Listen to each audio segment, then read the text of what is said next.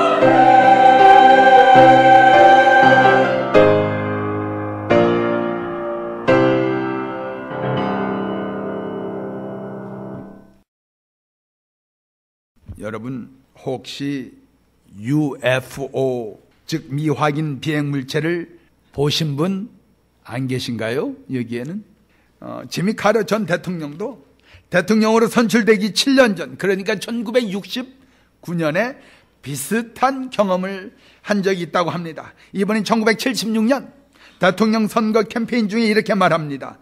내가 본 것 중에 가장 말도 안 되는 것을 본 적이 있습니다. 그것은 크고 빛나고 색깔이 바뀌었습니다. 달의 크기만 했는데 우리는 약 10분간 그것을 관찰했습니다. 우리 중에 어느 누구도 그것이 무엇인지 그런데 알아내지 못했습니다. 한 가지 분명한 것은 앞으로는 누군가가 하늘에서 이상한 거 봤다고 해도 제가 그 사람 미쳤다고 말하지 않을 것입니다. 주연절에 오신 여러분을 환영합니다. 주연절은 동방박사들이 하늘로부터 빛나고 이상한 물체 UFO가 아니라 별을 보고 그 별을 따라 유대 땅까지 가서 그 별이 아기가 있던 집 위에 머무르는 것을 보고 크게 기뻐하며 그의 어머니 마리아와 함께 있는 것을 보고 엎드려 아기께 경배하고 보배합을 열어 황금과 유황과 몰약을 예물로 드린 사건입니다. 그 동방박사들은 최초로 예수님을 왕 중에 왕으로 알고 아기 예수께 예배한 이방인들입니다. 우리는 그 동방박사들이 어디에서 왔는지 잘 모릅니다. 그들이 누구인지도 잘 모릅니다. 무엇 하는 사람들인지도 잘 모릅니다. 심지어는 그들이 몇 명이었는지도 사실은 잘 모릅니다. 우리가 동방박사 세 사람이라고 하고 우리가 이제 폐송으로도 동방박사 세 사람 이렇게 찬양은 하지만 사실 보배합을 열어서 황금과 유황과 몰약을 예물로 바쳤다고 하니까 한 사람이 하나씩 세 사람이려니 우리가 그렇게 생각하는 것이지요. 사실은 그들이 몇 명이었는지 우리가 잘 모릅니다. 그들은 아마도 바벨론에서 왔을 것이라고 추측은 하는데 그것은 예루살렘에서 직선으로 동쪽 방향에 바벨론이 있기 때문이고 바벨론 사람들은 예수님이 태어나시기 전 약 2000년 전부터 천문학이 매우 발달했던 나라입니다. 그렇기 때문에 또한 바벨론에는 우리가 잘 아는 바와 같이 예루살렘과 유다가 멸망하면서 포로로 끌려간 사람들이 많이 있던 나라입니다. 그래서 거기에서 후손들이 그때도 많이 있었기 때문에 그들로부터 이 박사들이 구약에서 선지자를 통하여 약속한 메시아 왕이 나실 거라는 것을 배웠을 것이라고 생각하고 그래서 우리는 동방박사는 바벨론에서 왔을 것이다라고 생각을 합니다. 그런데 그분들은 그렇다 치고 그러면 하늘에서 빛나던 별들은 뭐냐? 이런 생각을 하실지도 모르겠습니다.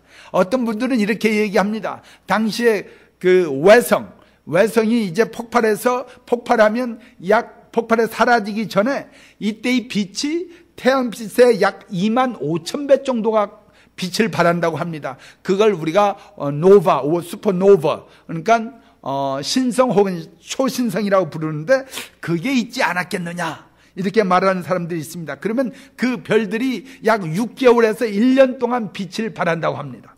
그런데 그래도 그럴듯한 또 하나의 이론을 보니까 그 별이 헨리 혜성이었을 것이다 라는 주장입니다. 여러분 우리가 아는 것처럼 혜성은 움직이잖아요. 움직이니까 그 별이 인도했다는 말이 됩니다. 그런데 헨리 혜성의 운행 속도를 계산해 보니까 지구 가까이 왔던 그때가 BC 2년입니다. BC 2년이라고 하면 예수님이 태어나신 게 BC 4년 아닙니까? 그러니까 예수님 태어나신 후 2년째 되던 해에 헨리 혜성이 나타났다라는 거예요. 그러니까 그러면 여러분들 이렇게 생각할 거 아니에요. 이상하다. 예수님이 태어나실 때 마구간에 태어나실 때 요셉과 마리아가 있고 양치던 목자들이 있고 그 곁에 동방박사 세 사람이 있어야 되는데 그들이 그러면 2년 전에 왔다는 거야? 아닙니다. 원래 성경이 보면 목자들과 동방박사 세 사람이 같은 자리에 있었다는 기록이 전혀 없습니다. 근데 오늘 성경 우리가 주의 깊게 보면 예수님이 태어나신 후에 2년째 되던 해에 동방박사가 예수님을 찾아온 것입니다. 그래서 요셉과 마리아가 어떻게 됩니까? 꿈에 동방박사에게 나타나서 이집트로 도망갈 때에 그 속은 것을 안 헤롯이 2살 이하의 아이들 전부 죽이지 않습니까? 왜냐하면 헤롯이 동방박사에게 별이 나타나는 때가 언제냐고 물었을 때 그때가 대충 2년 전이라는 거예요. 그래서 2년에 걸쳐서 그랬다라는 것입니다. 저는 오늘 그런데 여러분들이 이렇게 역사적인 사실이라든가 천문학적인 지식을 정확하지도 않은 걸 여러분에게 나누려고 하는 게 제 목적이 아닙니다. 그런데 저는 동방에서 온 박사들이 왜 주님을 그토록 만나기를 소원했는가? 주님을 만나려는 목적이 무엇인지를 보려고 합니다. 요즘과 같이 지도도 없어요. GPS, 내비게이션 시스템도 없이 어떻게 이들이 별만을 따라올 수 있었을까? 여러분들 같으면 여러분의 남편이, 여러분의 아내가, 여러분의 아들이 별을 보고 어딘지도 모르는데 가겠다고 하면 그것을 축하하고 격려하고 협조할 사람 별로 없을 것 같아요. 경상도 말로 택도 없대이 그러면서 못하게 말렸을 것 같습니다. 그런데 그들이 우리가 무시할 수 없는 아주 명백한 사실 하나를 가지고 있어요. 목적 하나가 있습니다. 그 목적이 무엇인지 저와 여러분이 오늘 이 시간 한번 보고 은혜를 받고자 합니다. 동방박사들이 먼 길을 낙타를 타고 탄생한 왕의 왕을 만나러 온 것이 2절에 보니까 그에게 경배하러 왔노라. 영어로 보니까 We have come to worship him. 예배드리기 위해서 왔다라는 거예요. 그들은 위대한 왕을 만나서 그분 앞에 무릎을 꿇고 경배하기를, 예배드리기를 소원했던 것입니다. 여러분, 이 동방박사가 2년이 되었던 혹은 6개월이 되었던 1년 동안 낙타를 타고 여행한다고 하면 여러분들 그게 간단할 것 같지만요, 참 힘듭니다. 제가 한때 실크로드에 낙타를 타고 선교하는 꿈이 있었습니다. 참 낭만적이잖아요. 낙타 타고 가다가 내려가지고 복음 전하고 또 낙타 타고 가다가 복음 전하고. 그런데요, 실크로드를 여행하고 갔다 온 사람 말을 듣고는 제가 포기했습니다. 그분들 이 얘기하는데 그래요. 처음에는 지프를 타고 간대요. 가다가 집이 더 이상 못 가면 말을 타고 간대요. 말 타고 가다 그 다음에 가는 데가 낙타를 타고 가는데요. 낙타를 한 일주일 타니까 꼬리뼈가 다 닳아서 없어지는 것 같더래요. 얼마나 아픈지. 그런데 꼬리뼈는 보통 때 우리가 필요한지도 모르는데 걸을 수도 없고 쓸 수도 없고 누울 수도 없더래요. 그렇게 아프더래요. 그 얘기를 듣고 나니까 낙타 타고 함부로 여행할 일이 아니구나 하는 것을 깨달았습니다. 그런데 더 이야기하는데 낙타를 한 6개월 정도 탄다고 생각하면 아마 사타구니 안이 굳은 살이 쩍쩍 벗길 거래요. 그 정도로.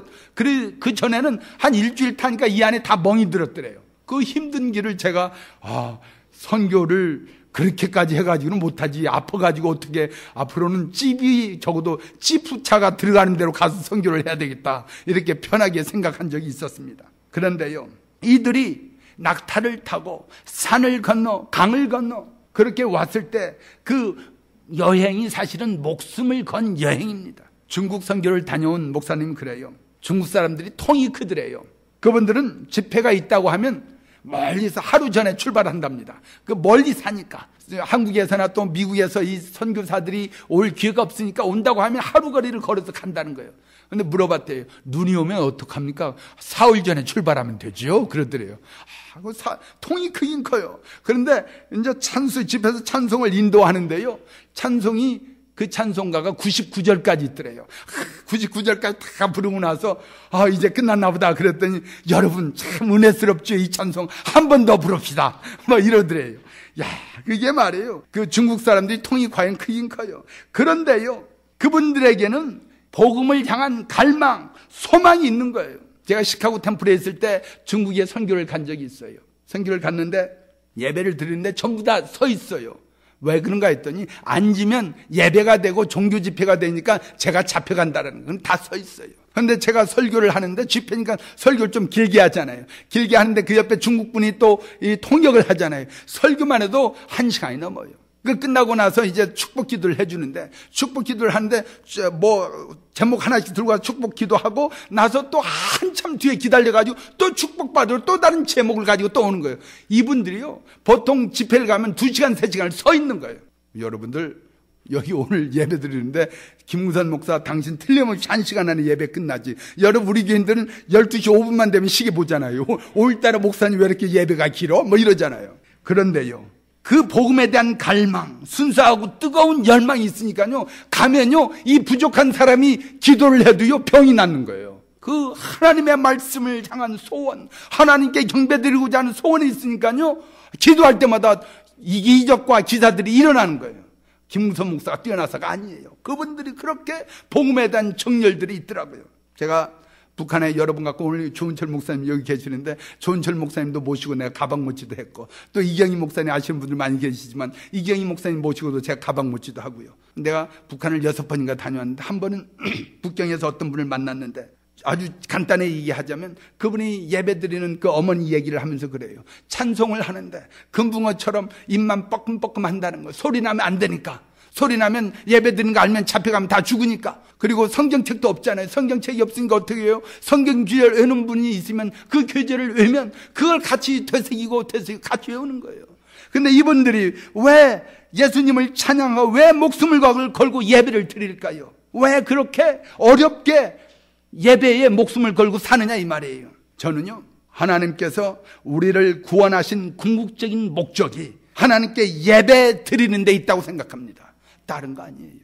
그래서 하나님께서 가장 기뻐하시는 것이 우리로부터의 예배의 제사를 받으시는 것입니다. 그래서 사도 바울은 구원의 은혜를 선포하고 구원받은 성도들이 해야 될 일 제일 먼저 권면한 것이 뭐냐면, 오늘 우리 파워포인트에서 본 것처럼 로마서 12장 1절, 그러므로 형제들아 내가 하나님의 모든 자비하심으로 너희를 권하노니 너희 몸을 하나님이 기뻐하시는 거룩한 산 제사로 드리라. 우리 삶이 예배가 되어야 된다는 거예요. 예배 드리라는 겁니다.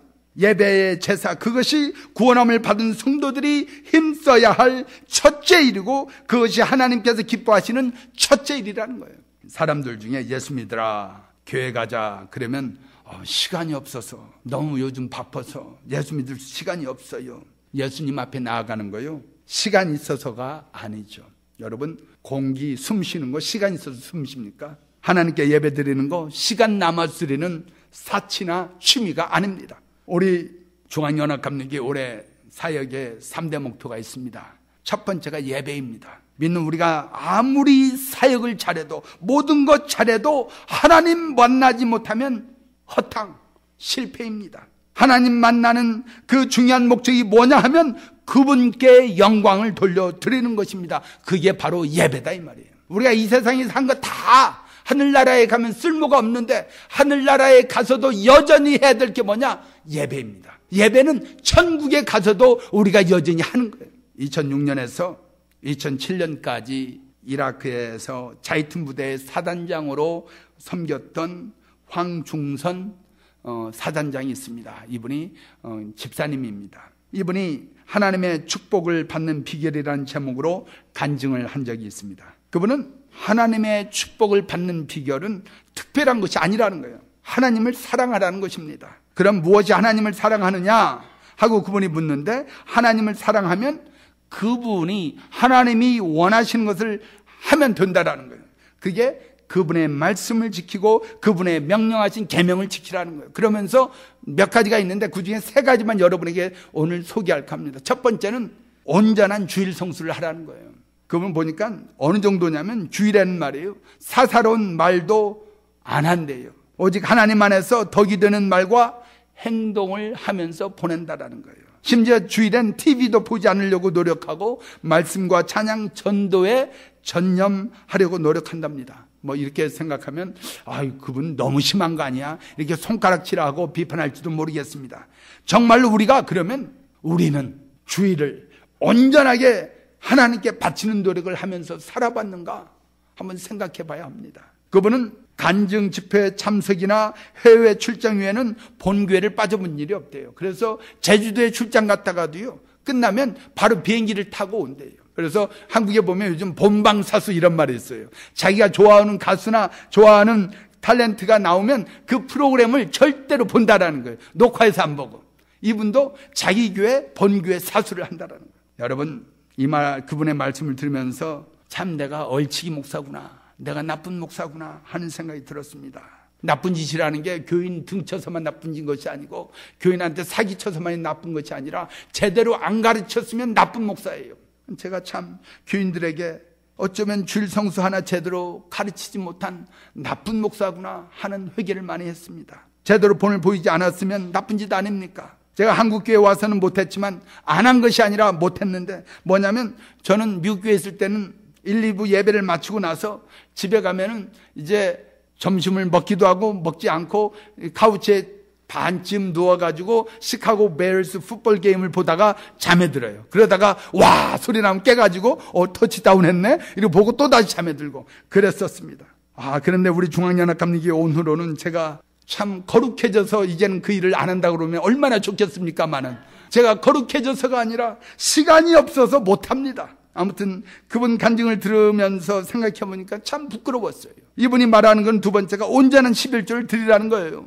우리가 온전한 11조만 하면 11조 일 얘기하면 뭐 돈 얘기하나 보다 그러는데 돈도 이분은 당연히 돈 11조 드리고요. 이분이 뭐라고 얘기하냐면 시간도 생활도 삶도 11조를 드리라는 거예요. 월급의 11조, 시간의 11조를 바치라는 겁니다. 이분의 주장은 뭐냐면 하나님의 복을 받기를 원하면 하나님의 방식대로 살고 세상의 복을 받기를 원하면 세상 방식대로 따르는데요. 하나님의 방식은 하나님은 분명히 축복받는 방법이 이거라고 얘기하셨으면 그걸 드리라는 거죠. 거기에 보면 네가 불을 쌓고 싶으면 온전한 11조를 드리라고 말라기에 나왔다라는 거예요. 그런데 저를 비롯한 많은 목사들이 적당히 타협을 하고 그 11조 설교할 때 되면 살짝 넘어간다라는 거죠. 그런데 그게 목사들이 잘하는 것이 아니라 자기 편하자고 교인들을 제대로 가르치지 않은 나쁜 거라는 거죠. 근데 그 나쁜 목사예요. 그분이 그래요. 계명을 크게 지키면 하나님께서도 크게 축복해 주시는데 그리고 하나님의 계산법이 세상과는 다른데 하나님의 계산법을 우리가 배우고 따라야 되는데 세상 법을 따라간다라는 거예요. 이분이요 사실 그 장군이라서 넉넉하게 살아서가 아닙니다. 이분이 고백을 해요. 자기가 장군인데도요 그렇게 하다 보니까 쪼들릴 때가 많더래요.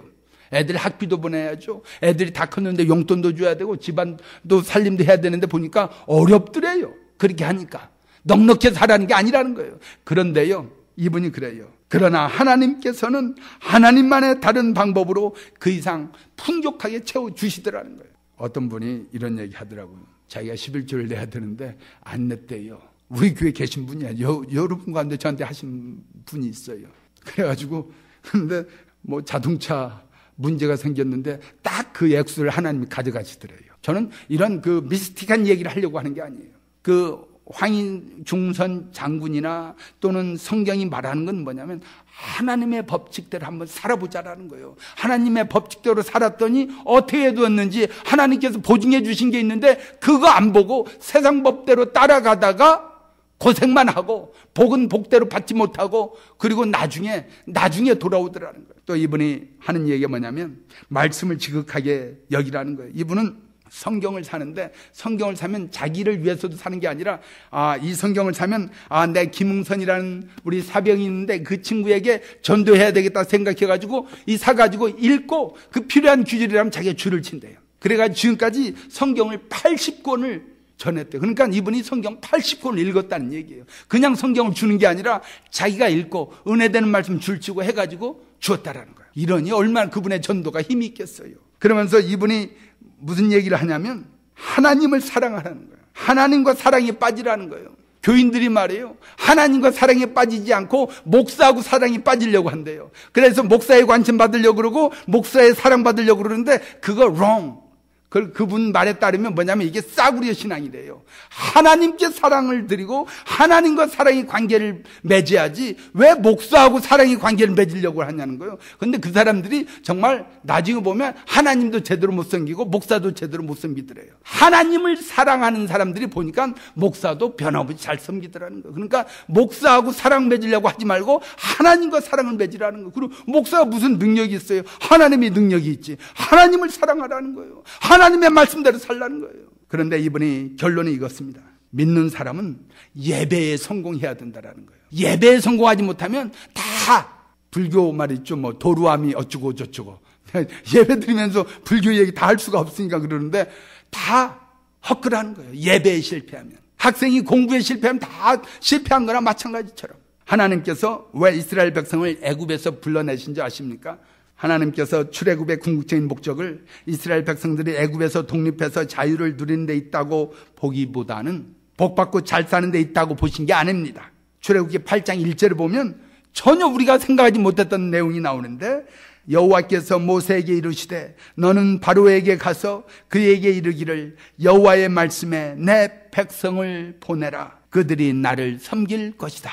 그런데 말이에요, 여기서 섬긴다라는 말이 무슨 말이냐면 나를 따른다, 그 말이 중요한 게 아니라 여기는 나에게 예배를 드릴 것이다. 그래서 하나님께서 이스라엘 백성을 애굽에서 빼내신 가장 첫 번째 그리고 중요한 목적이 뭐냐? 그들로 하여금 하나님께 예배 드리게 하자는 거예요. 예배. 이 세상 많은 사람들이 예수님을 만났습니다. 그러나 대부분의 사람들은 예수님을 만나고 그냥 지나쳤습니다. 심지어는 만난 예수님을 십자가에 못 박기도 했습니다. 그러나 예수님께 경배한 사람들도 있잖아요. 예수님을 예배한 사람들도 있잖아요. 오늘 동방박사 같은 사람들이 바로 예수님을 예배한 사람들입니다. 교회에 나오면 예수님을 만나고 그분께 예배를 드려야 합니다. 예수님 얼굴만 말똥말똥하고 쳐다보는 거 그게 아니에요. 그거는 우리가 연예인들 만나면, TV나 영화 배우들 만나면 그 얼굴이 뚫어져라 바라봐도 돼요. 그런데 우리는요, 교회 나와서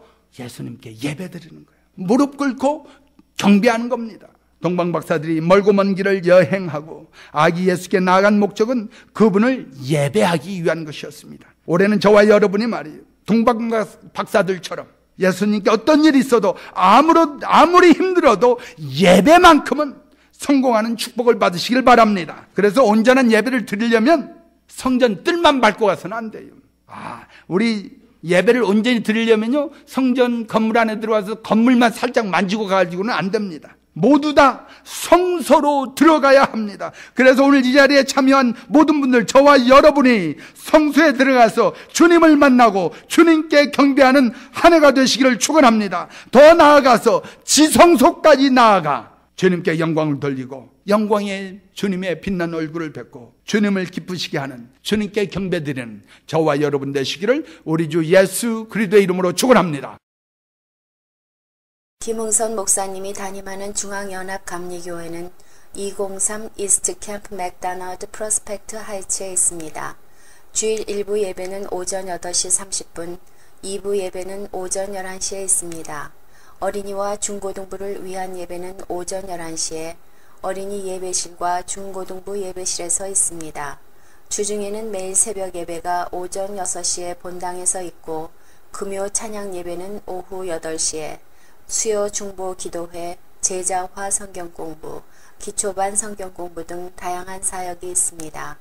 예수님을 중심에 모시고 예수님을 구주로 고백하고 헌신하며 예수 그리스도가 성육신 되는 교회가 되기를 기도하며 성장하며 실천하는 중앙연합감리교회에 관한 질문이나 신앙에 관한 문의는 847-797-1244로 해주시거나 웹사이트 www.koreancentralumc.org를 방문해 주시기 바랍니다.